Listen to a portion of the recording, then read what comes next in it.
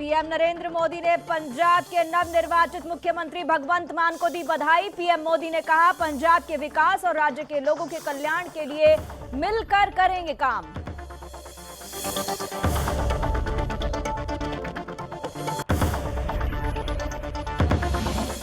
नहीं थम रहा हिजाब विवाद। कर्नाटक हाईकोर्ट के खिलाफ छात्राओं का विरोध प्रदर्शन। चेन्नई में किया विरोध।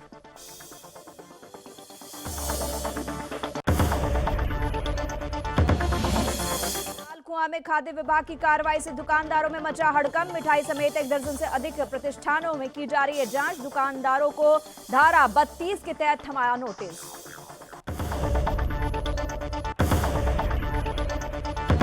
और वन अग्नि रोकने के लिए उत्तराखंड वन विभाग पूरी तरह से मुस्तैद। बनाए जा रहे हैं 40 नए मॉडल क्रूज स्टेशन। अधिकारियों और कर्मचारियों को दी गई ट्रेनिंग।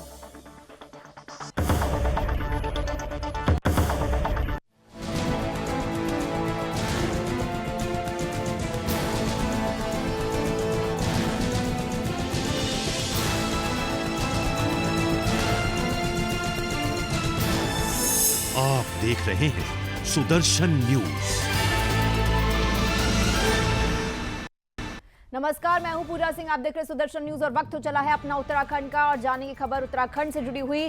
खाद्य विभाग की टीम ने होली पर्व को देखते हुए विशेष अभियान चलाते हुए लाल कुआं और हल्दू चौक क्षेत्र में औचक छापेमारी की है, जिसमें किराना, मिठाई समेत 1 दर्जन से अधिक प्रतिष्ठानों में जांच की गई है तथा 4 दुकानों से गुजिया के सैंपल लिए गए हैं, जबकि कई दुकानदारों को धारा 32 का नोटिस भी थमाया गया है। दरअसल खाद्य विभाग के अधिकारियों ने विभिन्न प्रतिष्ठानों का औचक निरीक्षण करते हुए ये कार्रवाई की है। जैसे ही खाद्य विभाग की टीम लाल कुआं पहुंची तो ताबड़तोड़ खाद्य विभाग द्वारा गौला रोड में एक मिठाई की दुकान और स्टेशन तिराहे पर जनरल स्टोर में गुजिया के सैंपल लिए गए। इसके अलावा हल्दू चौक क्षेत्र में भी मिठाई की दुकान में गुजिया के सैंपल भरे गए। वहीं बिरयानी की दुकान का लाइसेंस नहीं होने पर दुकानदार का चालान किया गया। इस दौरान अधिकारी संजय कुमार सिंह ने कई दुकानदारों को लाइसेंस के नियमों का ठीक से अनुपालन नहीं करने के चलते धारा 32 का नोटिस थमाया और उन्हें हिदायत दी गई कि भविष्य में कमियां पाई गई तो कार्रवाई की जाएगी। इस दौरान उन्होंने कहा कि कई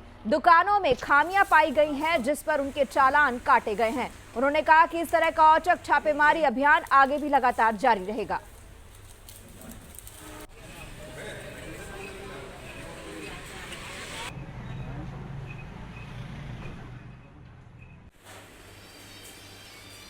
देखते हुए पिछली 3 तारीख से हम लोगों का अभियान चल रहा है। इसमें अभी तक हम लोग जनपद के अलग अलग क्षेत्रों में लगभग 45 नमूने हमने संग्रहित किए हैं और लगभग 8-10 जगह हमने लोगों को नोटिस दिया है जहां सफाई में और कोई कमियां दिखाई दी गई हैं।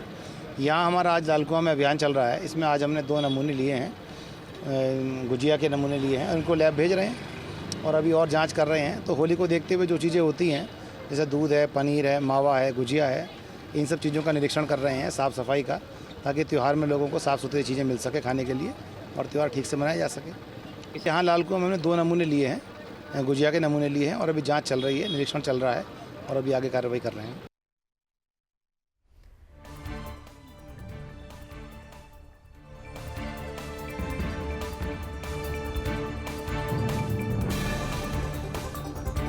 ज्यादा जानकारी के लिए बात करेंगे हमारे संवाददाता मुकेश कुमार से। मुकेश, जानना चाहेंगे पूरी खबर के बारे में, किस तरीके से ये औचक निरीक्षण किया गया, क्या कुछ जो है खाद्य विभाग की तरफ से कार्रवाई उन दुकानदारों पे की गई है जिन्होंने नियमों का पालन नहीं किया, क्योंकि होली का त्योहार है, इसको देखते हुए कहीं ना कहीं मिठाइयों में मिलावट की संभावना बढ़ जाती है।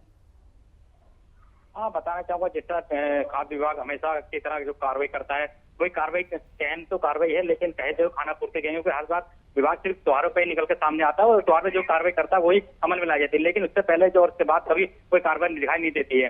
जिस तरह से कल जो कार्रवाई की गई खाद्य विभाग द्वारा, उसमें कुछ लोग दुकानदार को सैंपल लिए गए, सैंपल लेने के उनकी कार्रवाई की जाएगी और अगर उनके जो सैंपल गलत पाए जाते तो उनकी उचित कार्रवाई की जाएगी। जी, ये भी जानना चाहेंगे किस तरह की मिलावट पाई गई है, जो सैंपल लिए गए हैं, क्या उनकी रिपोर्ट अब तक आ पाई है? ना, अभी से तो कोई रिपोर्ट सामने नहीं आई, लेकिन 32 दुकानदारों को सैंपल लिए हैं प्रशासन ने, उसको लैब में भेज दिया। लैब आते बाद ही जो पुख्ता जानकारी विशेष कार्रवाई की जाएगी। जी, बहुत बहुत धन्यवाद मुकेश इस तमाम जानकारी के लिए। बढ़ते आगे उत्तरकाशी में वन अग्नि की घटनाएं लगातार बढ़ती जा रही हैं, लेकिन वन महकमा बेखबर है। इन दिनों वन प्रभाग के बाड़ाहाट रेंज, मुखेम रेंज और अपर यमुना वन प्रभाग के जंगलों में आग धधक रही है, जिससे करोड़ों की वन संपदा राख हो रही है। जंगलों में आग की वजह से वन्य जीवों के अस्तित्व पर भी खतरा मंडरा रहा है। अपर यमुना वन प्रभाग के अंतर्गत जंगलों में मार्च में ही वनों में आग धधक रही है। आग को देखते हुए लोग भयभीत हैं। स्थानीय लोग वन विभाग से वनों की आग पर काबू पाने की मांग कर रहे हैं। वहीं बीते रोज को बाड़ाहाट रेंज के क्षेत्र में जंगलों में भीषण आग लगी। ग्रामीणों ने आईटीबीपी की वाहिनी को आग की सूचना भी दी, जिस पर वाहिनी के सेनानी अशोक सिंह बिष्ट ने जवानों को निर्देशित किया और आग बुझाने के लिए उनको रवाना किया, जिस पर जवानों ने 5 घंटे की कड़ी मशक्कत के बाद जंगलों में लगी आग पर काबू पाया। आईटीबीपी की मदद से संग्राली के ग्रामीणों ने उनका आभार भी व्यक्त किया। लगातार यहाँ पर आग लगी हुई है और ये वन विभाग की लापरवाही कहेंगे कि इस ओर जो ये लोग ध्यान नहीं दे रहे हैं और वन संपदा जो है सारी खत्म हो रही है। कब से लगी हुई है आग? ये कई दिन से लगी हुई है, काफी दिनों से लगी हुई है। इस ओर कोई ध्यान ही नहीं दे रहा। बढ़ते आगे उत्तराखंड में वन अग्नि रोकने के लिए वन विभाग पूरी तरह से मुस्तैद है। इस बार 40 नए मॉडल क्रूज स्टेशन बनाए गए हैं और वन के आसपास ग्राम पंचायतों में वन अग्नि सुरक्षा समितियों का गठन किया गया। दरअसल 15 फरवरी से फायर सीजन की शुरुआत होती है। हर साल फायर सीजन में वन अग्नि की घटनाओं से लाखों की वन संपदा को नुकसान पहुंचता है। वहीं अमूल्य जड़ी बूटियों के पौधों को भी नुकसान होता है और दुर्लभ वन्य जीवों को भी क्षति पहुंचती है। इस मामले में मुख्य वन संरक्षक निशांत वर्मा ने वन विभाग की तैयारियों की जानकारी दी। उन्होंने बताया कि इस बार पिछले साल के मुकाबले नए मॉडल क्रू बनाए जा रहे हैं। हमारे पास कितने संसाधन हैं, उसके हिसाब से त्वरित रूप से एक्शन पर फोकस किया जा रहा है। बरसात के मौसम तक इस तरह के वन विभाग एक्टिव मोड में रहेगा। उन्होंने कहा कि फायर सीजन से पहले ही हमने अपने सभी अधिकारियों और कर्मचारियों को ट्रेनिंग दिलवाई है और वन पंचायत सरपंचों और ग्राम वालों के साथ इस कार्यक्रम को जोड़कर सूचना तंत्र को काफी मजबूत बनाया जा रहा है। वन पंचायतों को भी काफी सक्रिय किया गया है।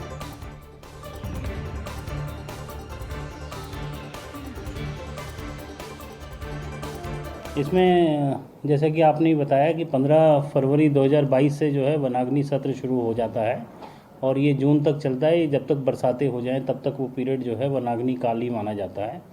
तो अभी तक इसमें हम लोगों ने तैयारी ये की थी पहले कि बिफोर फायर सीज़न से पहले कुछ हमने अपने जो हमारे अधिकारी हैं, कर्मचारी हैं, मास्टर कंट्रोल रूम में तैनात हैं या क्रूज स्टेशन में तैनात होते हैं, उन लोगों को 11 जगहों पे अलग अलग स्थानों पर जो है उनको ट्रेनिंग दिलवाई थी। और उस ट्रेनिंग में ये था कि भाई किस तरह से उनको जो है फायर की रिपोर्टिंग करनी है, चाहे वो मास्टर कंट्रोल रूम से हो या किस तरह से वायरलेस रिपोर्टिंग करनी है, वो भी बताया गया था। और जो भी संसाधन है वन विभाग के पास में फायर नियंत्रण से संबंधित, उनको जो है अपडेट करना और कहीं पे अगर कोई चीज़ ख़राब है तो उसको दोबारा से लेके आना, व्यवस्थाएं वो सारा सुचारू रूप से करना, उसके लिए एक जो है जनवरी के माह में ये सब काम कराया गया था। और ज्यादा जानकारी के लिए बात करेंगे हमारे संवाददाता कृष्ण कुमार से। कृष्ण, आप जानना चाहेंगे पूरी खबर के बारे में? बिल्कुल पूजा, देखिए उत्तराखंड में हम हर साल देखते हैं फायर सीजन में जो जंगलों में आग लगती है उससे करोड़ों रुपए का नुकसान जो है वो उत्तराखंड में होता है, जिसको बचाने के लिए अभी से ही वन विभाग जो है वो पूरा मुस्तैद दिख रहा है। चाहे अधिकारी की बात चाहे हम कर्मचारी की बात करें, तो अधिकारियों की माने तो उन्होंने पूरी तैयारियां जो है वो अभी से करना शुरू कर दी गई है, क्योंकि जून तक हम देख सकते हैं कि उत्तराखंड में जो भीषण गर्मी पड़ती है तो उसमें काफी जंगलों में आग लग जाती है, जिस कारण जो है वन विभाग की टीम भी कई क्षेत्र ऐसे होते हैं जहां पहुंचने में सक्षम नहीं रहती है। तो उससे के लिए वो देखिए ग्राम प्रधानों से भी इस तरीके से संपर्क बना रहे हैं। तो कमेटी जो है वो वन विभाग की तरफ से बनाई जाएगी, जिसमें इस तरीके से ग्रामीण रोल होंगे और वन अधिकारी, कर्मचारी, ये सब उस कमेटी में जो है वो रखे जाएंगे और इस तरीके से मुस्तैदी से जो है वो फायर सीजन में काम किया जाएगा। क्योंकि 40 नए मॉडल क्रूज स्टेशन के भी वन विभाग द्वारा बातें करी जा रही है कि उनको अलग अलग जगहों पर एक्टिव रखा जाएगा। खासकर हम बात करें पहाड़ों पर, जो इस बार वन विभाग का विशेष ध्यान जा रहा है। चमोली में देखा जाता, हमने पिछले साल काफी करोड़ों रुपए का नुकसान जो है वो वहां के जंगलों में हुआ। जंगलों में आग इतनी लग गई थी कि वो लोगों के घरों तक पहुंच रही थी, जिसकी सूचना पर वन विभाग मौके पर जल्दी नहीं पहुंच पाता था। पहाड़ी के रास्तों पर वहां पे जो वन विभाग का इस बार हमने देखा है, उन्होंने खासा ग्रामीणों को संपर्क करके और ग्राम प्रधानों से संपर्क करके कुछ इस तरीके कमेटी जो बना रहे हैं उसमें बूथ भी एक्टिव कर रहे हैं। बूथ लेवल पर भी इस तरीके से वन विभाग जो है वो आपको एक्टिव दिखाई दे रहा है अभी से, ताकि आने वाले समय में जिस तरीके से उत्तराखंड की जंगलों में आग लगती है उसको समय समय पर ही बुझाया जाए। पूजा जी, ये भी जानना चाहेंगे ग्रामीणों में इसको लेकर कितना उत्साह, कितने सतर्क वो नजर आ रहे हैं? बिल्कुल, ग्रामीणों की अगर हम बात करें तो वो हर वर्ग से एक तरीके से सतर्क नजर आते हैं, क्योंकि जिस तरीके से मैंने आपको बताया कि वन विभाग की टीम जो है वो मौके पर जल्दी नहीं पहुंच पाती है आग बुझाने के लिए, तो ग्रामीण जो है वो सदैव ही एक्टिव उस क्षेत्र में रहते हैं और हमेशा इस तरीके से मुस्तैद रहते हैं। क्योंकि पिछले साल भी हमने देखा था जब कोडी के एक गाँव में जो है आग लग गई थी, तो वहां से बढ़ चढ़कर काफी सारे महिलाओं ने वन विभाग की टीम से पहुंचने से पहले ही आग पर जो है वो काबू पा लिया था। तो उसको देखिए महिलाओं ने भी अहम भूमिका जो है वो पिछले साल निभाई थी वन विभाग के साथ। लेकिन अब देखना होगा कि जिस तरीके से वन विभाग दावे कर रहा है अभी से ही फायर सीजन से निपटने के, और लगातार वो वन विभाग ये भी कह रहा है कि आग लगने की सूचना जैसे ही वन विभाग को मिलेगी तो तुरंत ही हमारी टीम वहाँ पे आग बुझाने के लिए जाएगी। इसके अलावा ड्रोन कैमरों से भी वन विभाग जो है वो तमाम पल पल की खबर जो है उसके अपडेट ड्रोन कैमरे से भी देता रहेगा, और ड्रोन कैमरे के माध्यम से भी निगरानी पूरे क्षेत्रों में जंगलों में वो जो लगातार है करवाने की कोशिश जो है वन विभाग करेगा। देखना होगा जिस तरीके से वन विभाग अपने दावे कर रहा है फायर सीजन से बचने के लिए कितने हकीकत में साबित होते हैं, क्योंकि हर साल ही वन विभाग ऐसे दावे करता है कि फायर सीजन से आप निपटने के लिए ये तैयारी कर रहे हैं, मुस्तैद है पूरे की पूरी, मगर एंड टाइम पर जिस तरीके से फायर सीजन कहते हैं जंगलों में जब तकलीफ लग जाती है, आग बढ़ती आग दिखती है, तो वो टाइम पर इनके दावे जो है फेल हो जाते हैं। जिसके बाद से हमने देखा है कि केंद्र की सहायता जो है वो हर वर्ग उत्तराखंड सरकार को लेने पड़ती है, जिसके बाद भी उत्तराखंड में आग पर काबू पाया जाता है। लेकिन अब यही देखना होगा कि कितने इनकी हकीकत दावे साफ होते हैं। पूजा जी कृष्ण, बहुत बहुत धन्यवाद इस तमाम जानकारी के लिए।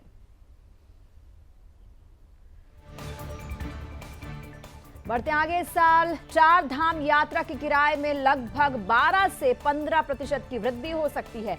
इसके बाद भी देश के कोने कोने से हजारों श्रद्धालुओं ने यात्रा मार्ग पर जाने के लिए तकरीबन 700 बसों की अग्रिम बुकिंग ऋषिकेश से करवा दी है। बसों की लगातार हो रही बुकिंग को देखते हुए यात्रा कराने वाले परिवहन व्यवसायियों के चेहरे भी खिल गए हैं। वहीं यात्रा पर आने वाले श्रद्धालुओं की जेब पर इस बार 4 धाम का किराया बहुत बोझ डालेगा। दरअसल 2019 के बाद परिवहन व्यवसायियों ने अब 4 धाम यात्रा के लिए 12% से लेकर 15% तक किराए में वृद्धि की है। परिवहन व्यवसायियों का तर्क है कि पिछले 3 सालों में डीजल के दाम करीब 20 से 25 रुपए तक बढ़ चुके हैं। बता दें कि हर वर्ष 4 धाम यात्रा का संचालन 9 परिवहन कंपनियों की सहमति से संयुक्त रोटेशन व्यवस्था के तहत किया जाता है, लेकिन इस बार संयुक्त रोटेशन व्यवस्था का गठन नहीं होगा। यात्रा संचालित करने वाले सभी परिवहन कंपनियां इस बार सेल्फ बुकिंग लेकर यात्रा कराने के मूड में दिखाई दे रही है। रोटेशन व्यवस्था समिति का गठन नहीं हुआ तो हर वर्ष यात्रा का शुभारंभ अवसर पर होने वाला भव्य कार्यक्रम भी शायद इस बार नहीं होगा। बता दें कि 4 धाम यात्रा के शुभारंभ अवसर पर ज्यादातर बतौर मुख्य अतिथि उत्तराखंड के मुख्यमंत्री ही बसों को हरी झंडी दिखाकर रवाना करते हैं।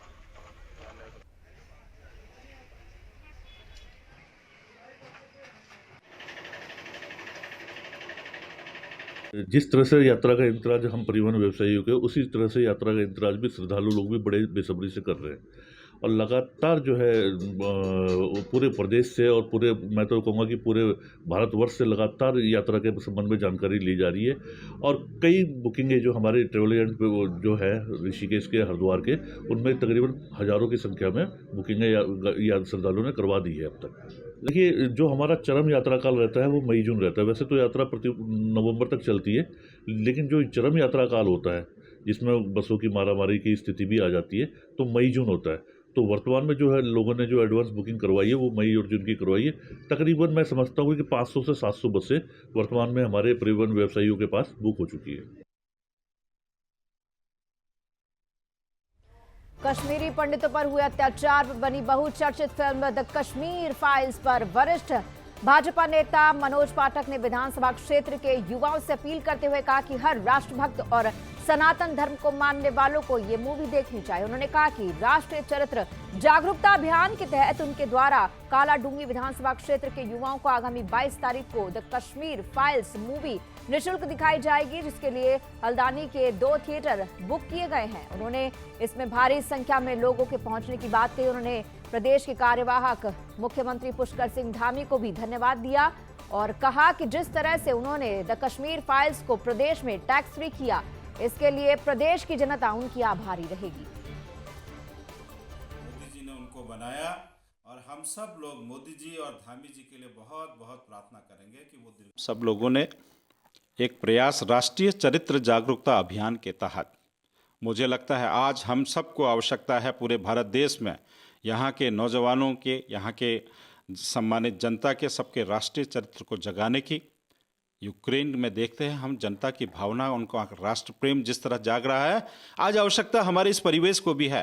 तो इसके तहत राष्ट्रीय चरित्र जागरूकता अभियान को प्रोत्साहित करने के लिए आगामी 22 तारीख को हम उसी राष्ट्रीय चरित्र जागरूकता के तत्वाधान में निःशुल्क रूप से लोगों को फिल्म दिखाने का काम करें। बढ़ते आगे खबर अल्मोड़ा से है, जहां विकास खंड सड़क के टैक्सी यूनियन समिति ने प्राइवेट गाड़ियों द्वारा टैक्सी कार्य करने पर आपत्ति जताई। इसलिए टैक्सी यूनियन समिति अध्यक्ष नारायण सिंह रावत ने कहा कि प्राइवेट वाहन द्वारा लगातार सवारी द्वारा कार्य किया जा रहा है, जबकि टैक्सी यूनियन सरकार के सभी टैक्स का समय समय पर भुगतान करती है। उनका कहना है कि प्राइवेट वाहन पर रोक लगाई जाए। टैक्सी यूनियन की मांग है कि 10 दिन के अंतर्गत प्राइवेट वाहनों पर कोई रोक नहीं हुई तो यूनियन के सदस्यों ने उग्र आंदोलन की चेतावनी दी है। वहीं एस सोसलाट गोविंद सिंह मेहता का कहना है कि टैक्सी यूनियन द्वारा ज्ञापन दिया गया है, चेकिंग के दौरान प्राइवेट वाहन नहीं मिले, प्राइवेट वाहन चेकिंग के दौरान मिलने पर ही आवश्यक कार्रवाई की जाएगी।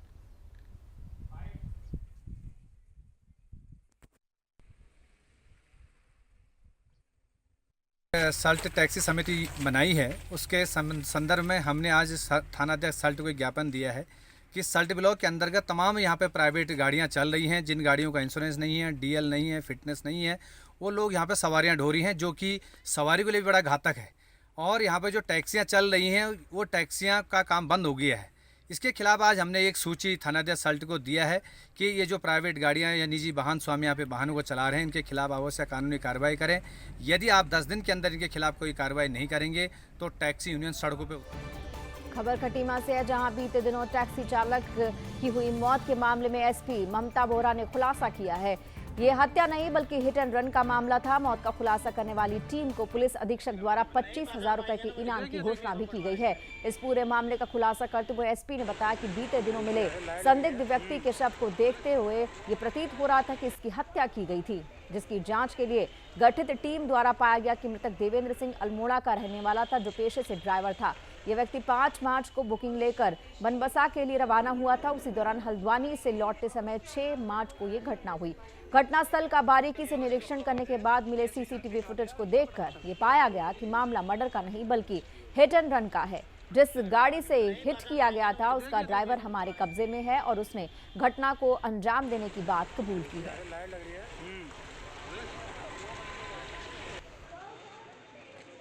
इस क्षेत्र में एक संदिग्ध व्यक्ति की हमें बॉडी मिली थी और प्रथम दृष्टया देखने पे पता चल रहा था कि वो मर्डर जैसा लग रहा था कि इसका मर्डर किया गया होगा। तो उसको देखते हुए इसमें टीमें गठित की गई और इसको आइडेंटिफाई करने का प्रयास किया गया। तो पता चला कि देवेंद्र सिंह है जो मृतक था और ये अल्मोड़ा का रहने वाला था, पेशे से ड्राइवर था और वो बुकिंग लेकर के बनबसा के लिए 3 दिन के लिए 5 तारीख को वहाँ से रवाना हुआ था। और उसी दौरान जब ये 6 तारीख को सर्विसिंग करा के हल्द्वानी से लौटा तो घटना। खबर हरिद्वार से है, जहां पर चीला क्षेत्र के ग्रामीणों ने सिंचाई विभाग के अभियंता शिव कुमार कौशिक का घेराव किया और उनके खिलाफ जमकर खरीकोटी उनको सुनाई गई। आपको बता दें कि उत्तर प्रदेश सिंचाई विभाग की तरफ से भीमागोड़ा बैराज के गेट को आवाजाही के लिए बंद कर दिया गया था, जिसको लेकर चिलावासियों में रोष पैदा हो गया, क्योंकि चीला और उसके आसपास के ग्रामीणों के लिए हरिद्वार शहर में आने जाना का एक ही सुरक्षित यही रास्ता था, जिसको लेकर सिंचाई विभाग ने रास्ता बंद कर दिया था। वहीं जब अधिशासी अभियंता ने इस बारे में जानकारी मांगी तो वो निकल गए। ग्रामीणों ने आरोप लगाया कि जब हम चीला से हरिद्वार की तरफ आते हैं तो भीमगोड़ा बैराज ही एक सुरक्षित रास्ता है, क्योंकि हम चंडी देवी मार्ग से घूमकर आते हैं तो वहां हाथियों के आने की संभावना होती है, जो कि सुरक्षित नहीं है।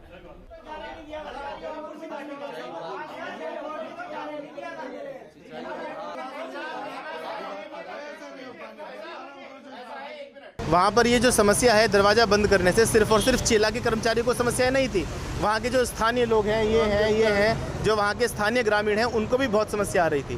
तो बस वो रास्ता बंद होने से हमारा सारा आवागमन रुक गया और जो हमारे वहाँ पर गेस्ट आते हैं बाहर से, वो सब लोग का उनका आना जाना रुक गया। तो इस वजह से बहुत समस्या हम लोग को उत्पन्न हुई। तो हम सब लोग यहाँ पर आए हैं। और यहाँ पे भाई साहब ऐसा है, जो हमारा वो बैराज है ना, हमें अगर हरिद्वार आना है तो हमारे पास एकमात्र सुरक्षित रास्ता हरिद्वार आने का वो भीमगोड़ा बैराज ही है।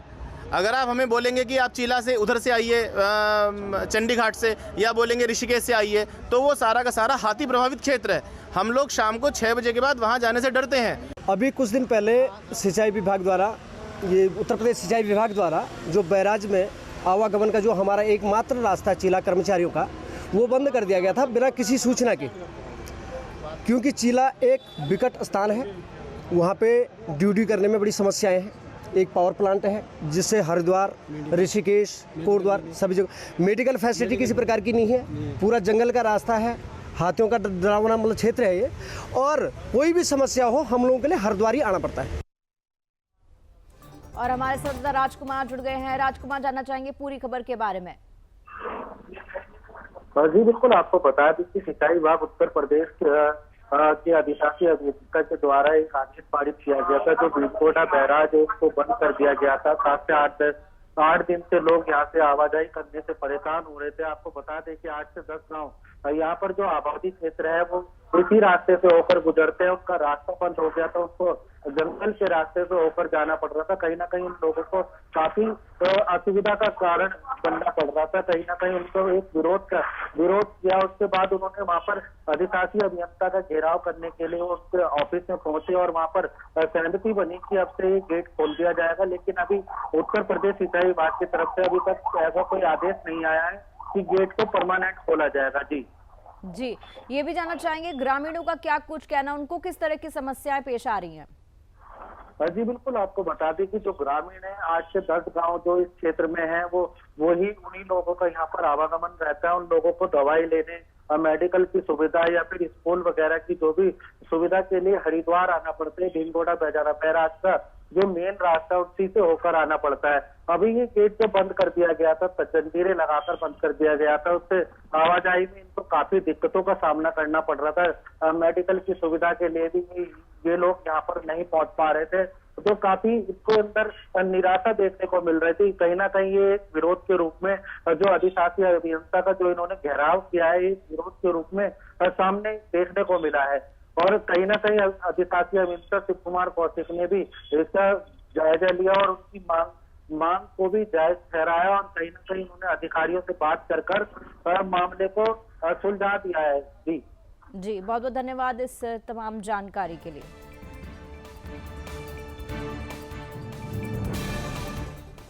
और अब खबर खटीमा से है, जहां चकपुर बिलहरी ग्राम सभा के ग्रामीणों ने प्रधान के नेतृत्व में एसडीएम खटीमा को ज्ञापन सौंपकर रेलवे विभाग द्वारा बंद किए गए मार्ग को खुलवाए जाने की गुहार लगाई है। ग्रामीणों ने आरोप लगाया कि कई बार गुहार लगाने के बाद भी रेलवे विभाग द्वारा मानव रहित रेलवे क्रॉसिंग स्वीकृत नहीं की गई है।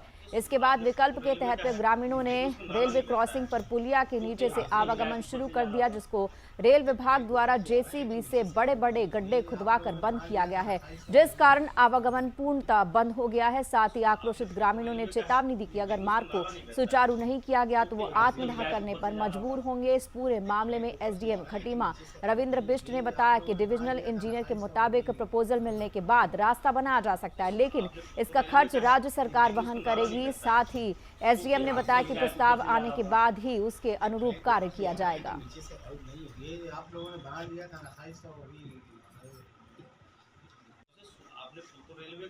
ऊपर से इनका रेलवे ट्रैक जा रहा है, नीचे से चाह रहा है कि क्योंकि इनके वहाँ पर कोई आने जाने का रास्ता नहीं, तो नीचे अंडरपास की इनकी डिमांड थी। डिविजनल इंजीनियर साहब भी मेरे साथ थे रेलवेज़ के, उनके द्वारा कहा गया कि ये प्रपोजल देंगे तो ये बनाया जा सकता है, लेकिन इसका जो खर्चा है वो राज्य सरकार वहन करेगी। तो देखेंगे इसमें इनकी तरफ से प्रस्ताव आएगा तो उसको देखा जाएगा और उसके जैसा भी होगा उसका अनुरूप कार्य किया जाएगा। हल्द्वानी से कांग्रेस के विधायक सुमित विदेश ने आज पत्रकार वार्ता करते हुए बताया कि जिस प्रकार से जनता ने मुझ पर भरोसा जताया है, मैं उनके भरोसे पर खरा उतरूंगा। उन्होंने ये भी कहा कि मुझे बहुत अफसोस है कि उत्तराखंड के अंदर कांग्रेस की सरकार नहीं बन पाई, क्योंकि कांग्रेस की सरकार अगर बनती तो हल्द्वानी शहर के अलावा उत्तराखंड का भी पूर्णतः विकास होता।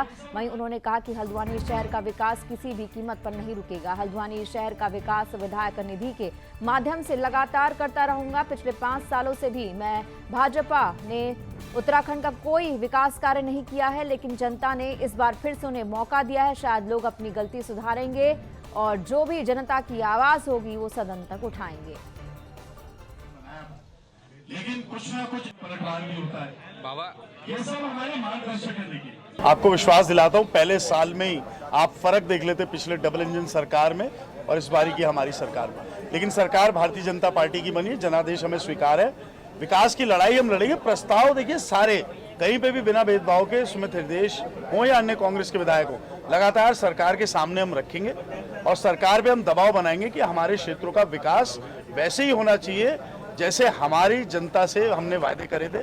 और जनता ने देखिए जब जनप्रतिनिधि चुन लिया है तो पार्टी से ऊपर होके पूरे क्षेत्र का प्रतिनिधि हुआ, तो क्षेत्र का प्रतिनिधि होने के नाते पूरी तरीके से हमारा प्रयास रहेगा कि विकास संबंधी।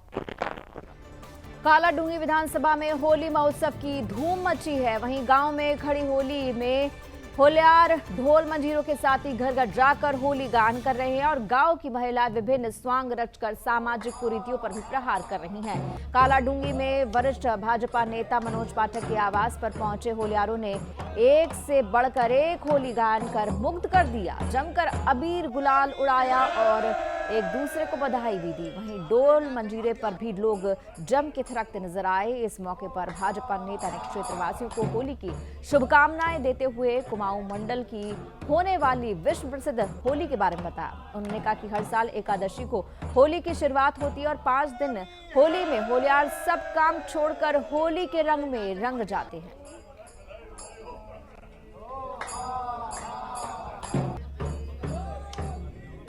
होली जो बहुत पवित्र भावना के साथ अपने भारत देश में मनाया जाता है, मैं पूरे प्रदेश की कालाडूंगी विधानसभा की और पूरे देशवासियों को इसकी बधाई देना चाहूँगा कि ये रंगों का त्यौहार सबके जीवन में अलग अलग तरीके से हर्षोल्लास के साथ उनके भविष्य को रंग दे, उनकी खुशियाँ उनके चरणों को चूमे और प्रत्येक व्यक्ति खुशहाल होकर, उत्साहित होकर राष्ट्र प्रेम की भावना से, राष्ट्र प्रथम की भावना से काम करे। यह शुभकामनाएं मैं होली पर्व पर देता हूँ। अपना उत्तराखंड में आज के लिए इतना ही। जय हिंद।